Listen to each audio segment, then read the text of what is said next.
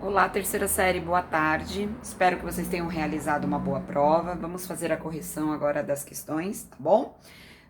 A primeira questão: como se deu o surgimento do Talibã e qual a relação com o final da Guerra Fria? Então, estava lá no livro vermelhinho, né? Tudo que a gente estudou. Bom, pessoal, na verdade, o Talibã ele surgiu no Paquistão a partir dos refugiados da guerra no Afeganistão entre a União Soviética e os mujahedins, né? Então, esse processo durante a Guerra Fria, os mujahedins que eram lá os muçulmanos, né, contra toda a invasão soviética dentro do território.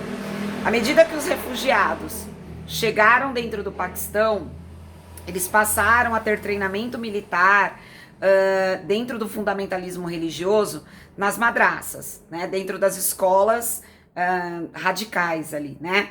Na verdade, as escolas, elas eram comunitárias, mas acabaram sendo utilizadas.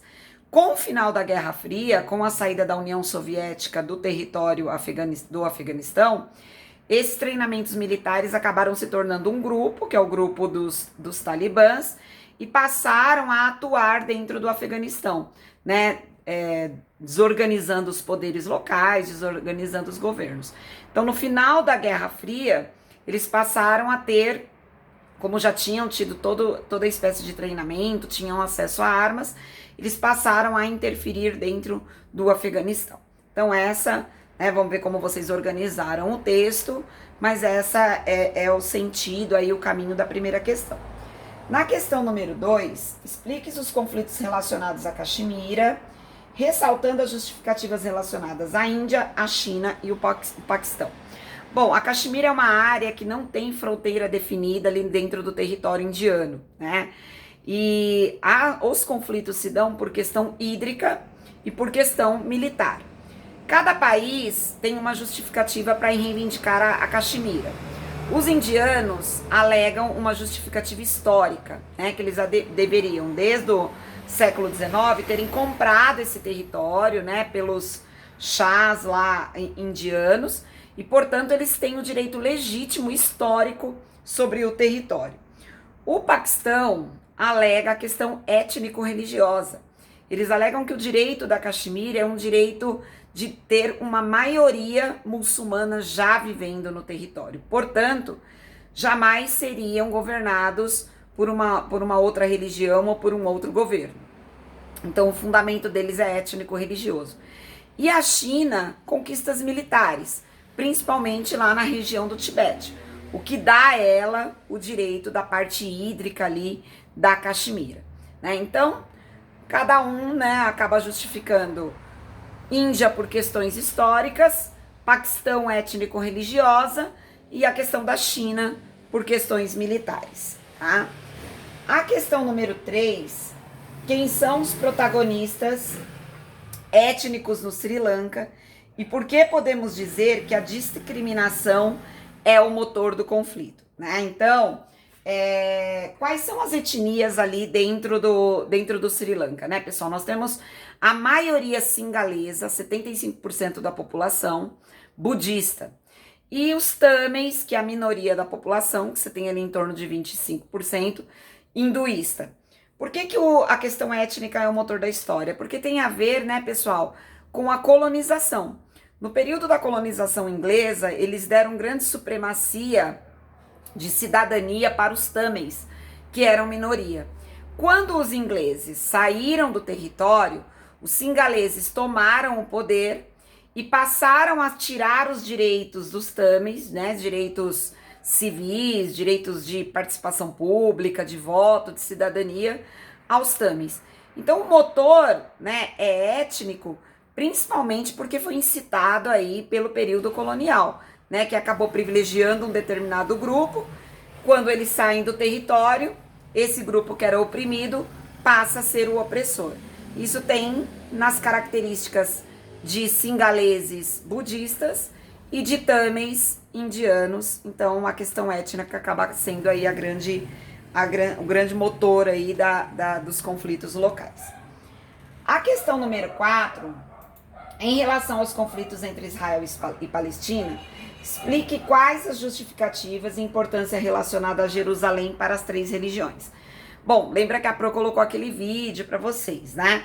Jerusalém, né, pessoal, ele tem um significado histórico e religioso para judeus, lembrando a saga judaica em todo o território, principalmente ligado ao Muro das Lamentações, que foi o antigo Templo de Salomão. Os muçulmanos têm a questão da reivindicação por terem conquistado através da Guerra Santa, através do Império dos Califados e depois do Império Turco-Otomano.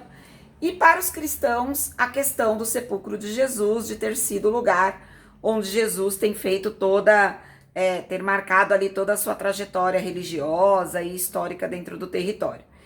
Esse fundo religioso, né, acabou tornando Jerusalém uma disputa geopolítica, né, até os dias atuais. A Jerusalém Oriental é reivindicada pelos muçulmanos para ser a capital do novo Estado palestino. Para os judeus, o número de assentamentos judaicos na região e o significado de Jerusalém para o povo judeu é a justificativa para não fechar um acordo entre Israel e Palestina, tá? Vai depender muito de como vocês construíram esse texto, tá bom? Na questão número 4, na questão número 5, indique algumas políticas realizadas pelo governo Trump, escolha uma delas e justifique segundo os apontamentos da aula. A gente falou muito, né, gente? Falou no presencial, falou na área sobre as políticas, sobre as eleições. Vocês poderiam colocar nas políticas de Trump a não assinatura do Acordo de Paris, o Obamacare, a saída da Unesco, a intervenção na guerra da Síria, né? A gente colocou lá uma lista, a questão de Jerusalém, da assinatura de Jerusalém. A gente tem uma lista lá de situações que vocês poderiam indicar. E aí, né, vocês podem, segundo o apontamento da aula, falar de qualquer uma, né? A questão de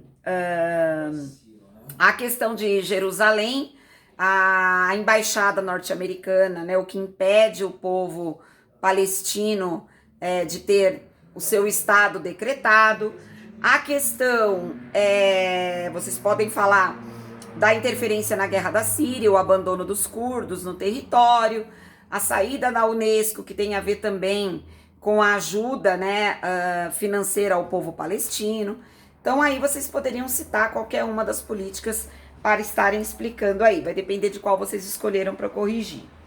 Na questão número 6, em relação ao desmembramento da URSS, explique as consequências do Acordo de Minsk. Então, gente, o Acordo de Minsk, ele foi assinado, né, no finalzinho lá da questão lá do governo do Boris Yeltsin, e foi um acordo assinado pela antiga URSS, pela Ucrânia e pela Bielorrússia.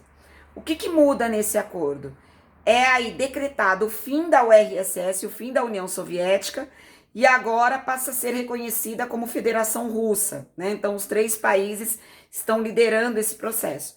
E a segunda grande consequência é a formação da CEI, tá? Eu pedi até para vocês anotarem em aula, né? Que era a Comunidade dos Estados Independentes. Apesar de agora você não ter mais a União Soviética, você tem agora a liderança da Rússia num bloco econômico, com a ajuda da Ucrânia e da Bielorrússia, que tem aí quase 80% do PIB russo e, portanto, a importância deles estarem assinando. E por isso, né, travando conflitos até os dias atuais, que Putin não pretende aí perder esses territórios por conta principalmente da sua hegemonia ali no leste europeu. Bom, pessoal, essa foi a prova de vocês. Espero que vocês tenham feito uma boa prova. Qualquer dúvida a gente pode tirar em aula depois. Tudo bem? Grande abraço. Até a próxima, não, porque essa foi a nossa última, né? Espero que vocês tenham conseguido se sair bem. Grande beijo.